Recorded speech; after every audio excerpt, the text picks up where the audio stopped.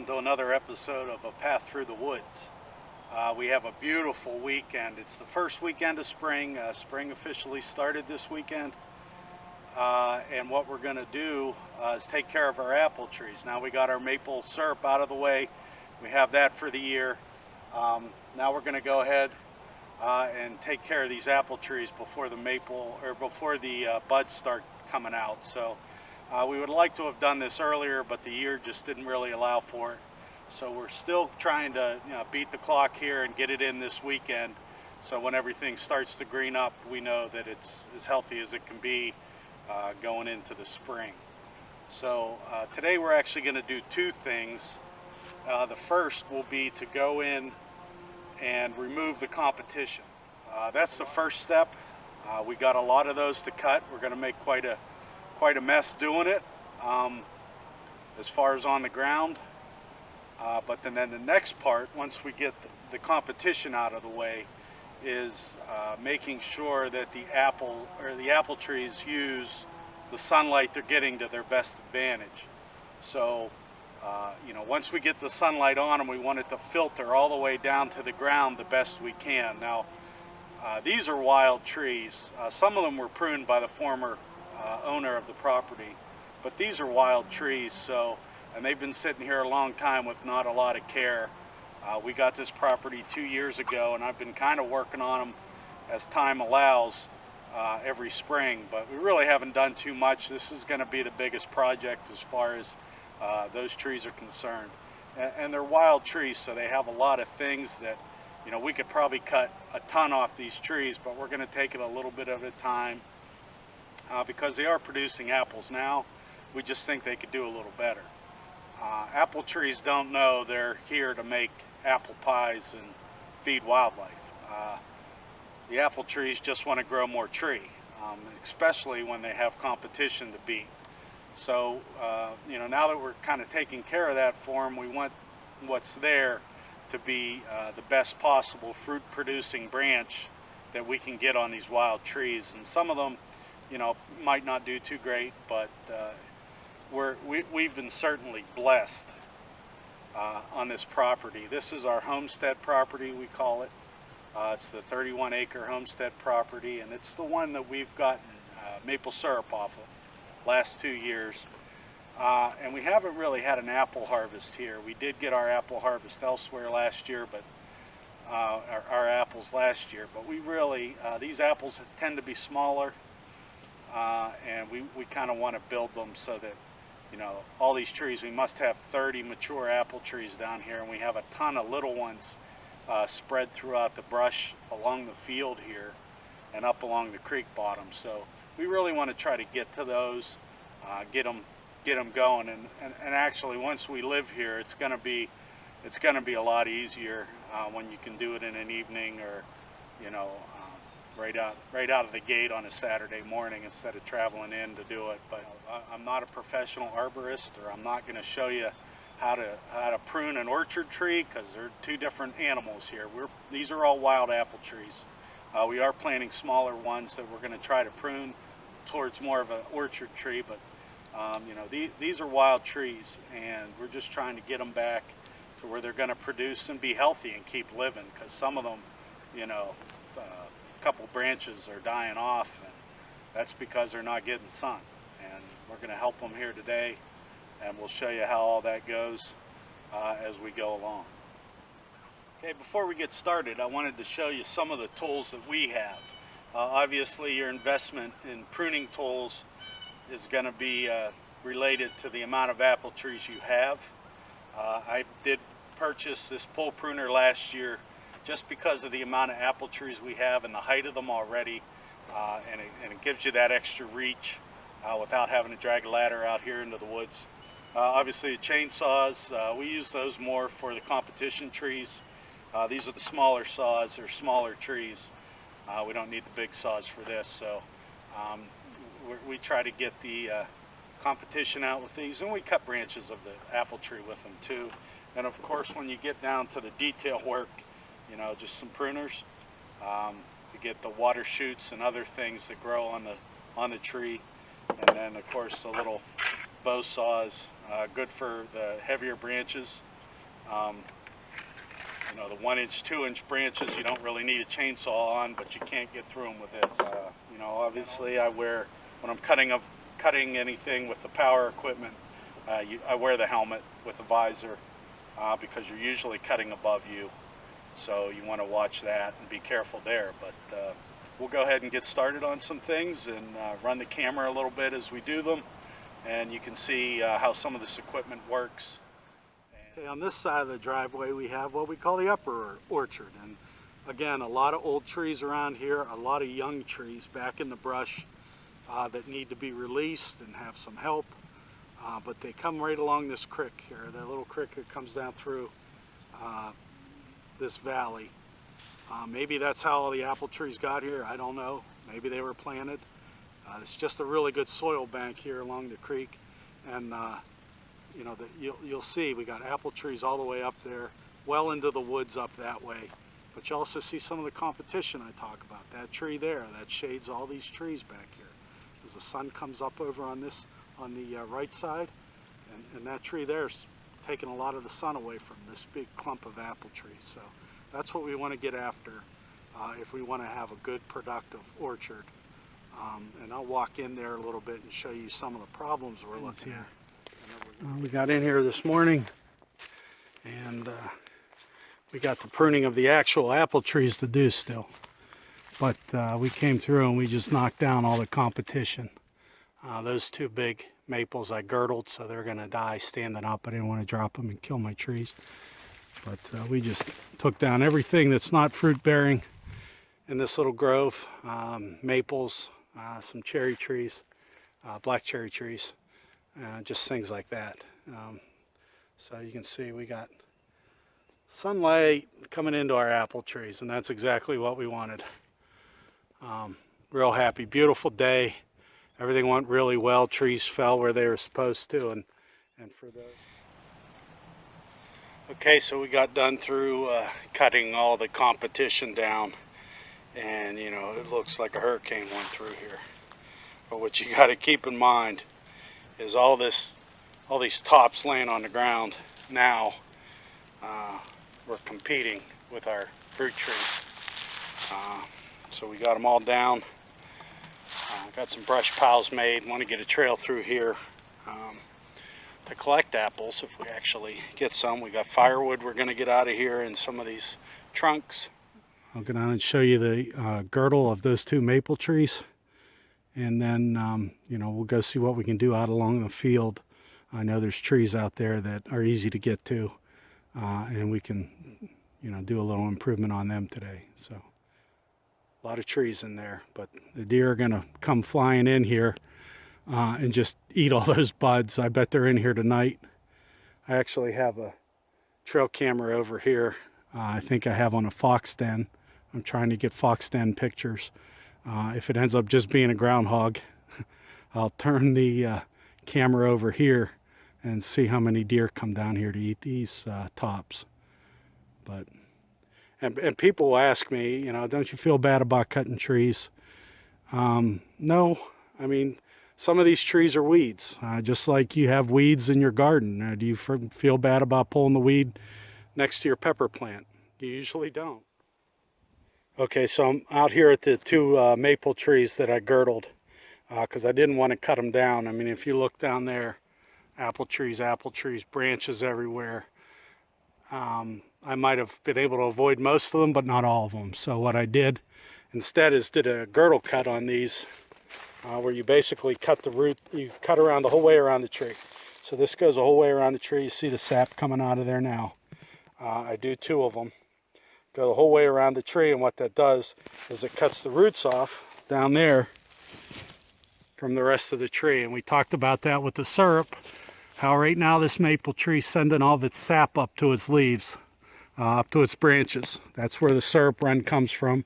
That's where we do the syrup. So this tree comes alive in the winter or in the spring. It starts sending its sap back up to the branches to get the leaves to come out. And what this cut here did is going to stop it from doing that. So this is just kind of a look around here at the mess I made. Again, to people that think, you know, big mature tree forests healthy. Not necessarily.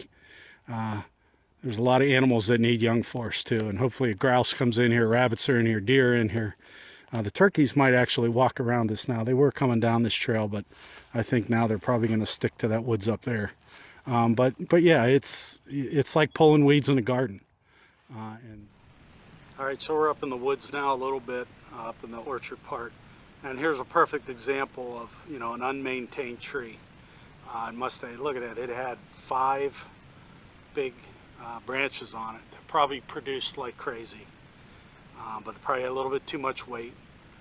We had some big snows in October that on my other property actually destroyed one of my trees over there. So, you know, we were full of apples, and then we got like 8 inches of heavy wet snow, and it was just too much for the branches to hold. But now these branches, as they're dying off, are hampering. I mean, look at it in here. It's pretty thick, and over there it's hampering some of the younger trees trying to get up, making them turn sideways, making them grow sideways. So we're going to try to get rid of that branch today. And then also over here, same thing. That's a crab apple, but I'm going to leave it here because it feeds the deer. But this branch fell, and now it's crushing that, pushing it out that way. Just things you don't want to have. And then the rest.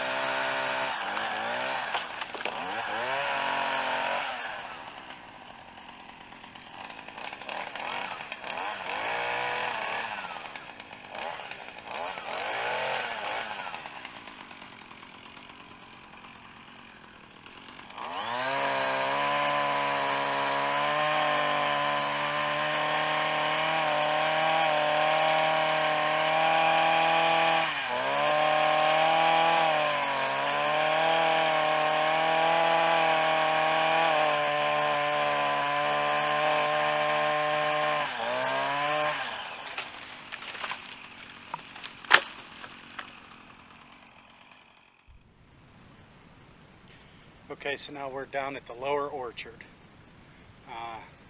where the little stream enters the swamp area.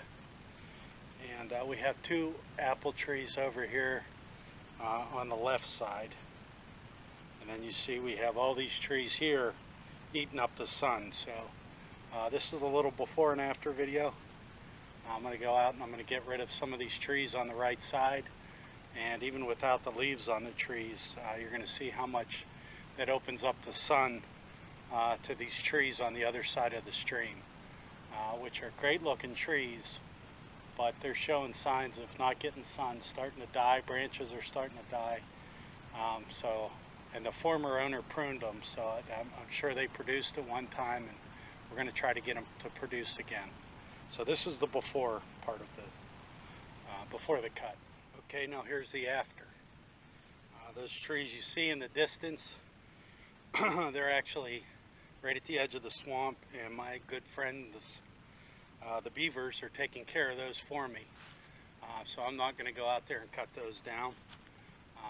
They're actually already working on them, so it gets kind of dangerous. But if you look over, you see all the sunlight coming in, and right over here, we have that apple tree there, right along the creek. It's got good sun right now. I think I trimmed off a couple of dead branches. Other than that, I'm gonna kind of let it have a year of sun and see what it does. And then we have another one right here, which is kind of close. But it's now getting a lot of sun too. And there's branches there. Okay, what I want to show you here is right out through that corridor there. That's the lower orchard. That's all the apple trees, the fairly well pruned apple trees. It's also, the ground is clover. I planted all that in clover last year, and the deer have just been loving the clover. So the food plot, apple trees, all kinds of habitat there. And then as we just swing this way a little bit, these are all the trees I just cut. And if you can see that jungle over there, I almost can picture a deer bedding in there right off this food plot. You know, I only cut about six trees, maybe 7. Had them all lay the same way. I kind of stacked them on top of one another, made a nice little pyramid of branches and limbs, and I'm sure when this red brush grows up, that's just going to be gorgeous bedding in there. And again, here's my apple tree right on the edge of it all.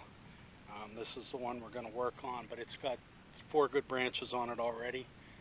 A couple dead ones I'm going to prune off, and look at all that sunlight. That's why you do it. Sun does wonders.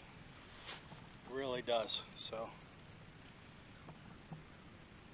all right, gonna get back to it.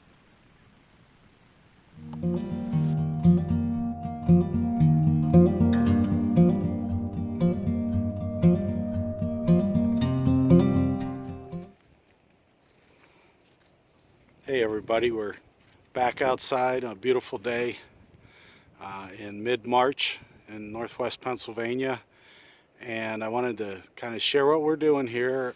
We're up at Chris's mom and dad's house. It's actually getting sold this year, so we want to make sure that some of these apple trees that we love the fruit from, we're going to come up and get some whips off of them before it starts to bud. And we have some rootstock that we got last year. We actually tried this last year. I think the timing was off, and we didn't get any of them to take. So this year we came up, we're going to get some more. The rootstock's already in dirt, it's doing well, so we're going to graft right to the rootstock. And hopefully when that all starts to grow and mend together, we will now have a clone of this apple tree and another one down further, which has some great green apples on it, just a great producer. So we're going to try to get a couple of these whips and then graft to the rootstock, and then eventually plant these up at our homestead. So Chris is looking for some that are about the right width. The rootstock's about 3/8 of an inch, so we kind of want to get some that are about that size so that when we graft them together, they're going to match up fairly well. And we also want some that have some space and not too many buds on them, because that tends to overwork the process. So. Okay, so also we want to show you that kind of to keep things, to remember which tree we're working with.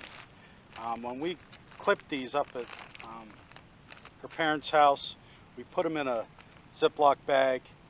We number them, but we also called this one Green House, which is the green apple over by the house. So when we go to clone, we know which tree. And then we also put a tag on the rootstock. It says Green House, so we know what apple we have. If this takes off, we'll know what apple we have coming up. All right. So we matched up the diameter of each of the diameter of each piece, and then that's where we decide where to snip. So then once those match up, then we got to make the cut to get the union groove in there. Make the cut on both ends. And I always get confused on this. Yeah, you want the rootstock part to have the dip in it, so it looks like an arrow knock.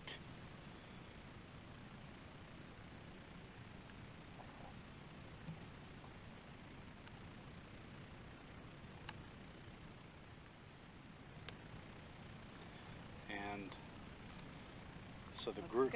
So the groove. Yeah. So there's the arrow knock we talk about, and then we'll do that to the apple tree side in the opposite direction, so that we have a little stem going down in the groove, and then you heal it all up with the plastic wrap, which is a special tape for this. It's not just saran wrap. It is some kind of tape that came with the tool, grafting tape, I believe it's called, and we'll wrap it up so that what's mending it is the two different layers of the bark. So the bark of the rootstock, that layer underneath, the living layer, is blending up with the living layer off of the apple tree whip that we cut. Alright, so we got this graft in. We just got it wrapped with the grafting tape, and then we're going to do the green tape. And we want to make, this process would have to take a lot of practice, I believe, to get really good at it. And it's a little nerve-wracking. It's kind of like surgery. And Chris is in the health field, so she's doing surgery. And it's hard. It's tough to get the right cut. Yeah, because it's all, and our grafting tool's actually not cutting very cleanly. We already tried changing the blade around, and it still kind of just doesn't seem to just real cleanly cut right through. And hopefully that doesn't come back to haunt us. But I'm pretty sure that we're going to be able to get up to her parents with the new owners to get more next year, but we want to get them in the ground and get them growing, because we'll be 85 years old before we eat an apple off these darn things at this rate. But and they're the only ones I can eat. Yeah. Chris can't eat store-bought apples. That's why we're doing this. She loves apples, but the store-bought ones she's allergic to. Must be what they use on them or put on them to make them all shiny or whatever, but she eats one of those and she has an allergic reaction. She can eat 10 of these ones right off the forested table and not have a problem. Not have a problem. Just her favorite thing. So in October we usually have about 30 apples sitting on our counter. So we really want to have that again.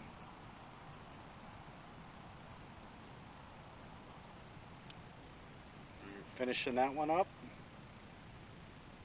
And we have 4 left, which are my favorite. Her favorites. So we did all these green ones. They produce really well. They're beautiful apples, but they're not as good as the red ones. So we wanted to try 3 different varieties, and we have 4 rootstock for the red ones, which we're going to try here now that we kind of got a rhythm going on it. So, and I'll show you them when we get them all done. We're going to put a little more fresh dirt in there and then water them and just let the magic of spring work on them and see what happens. And there we are. We have the grafts. We set them up on a picnic table here. We're going to keep them watered, and hopefully we start seeing some budding. Not all of them went perfectly, but we're hoping to get a couple.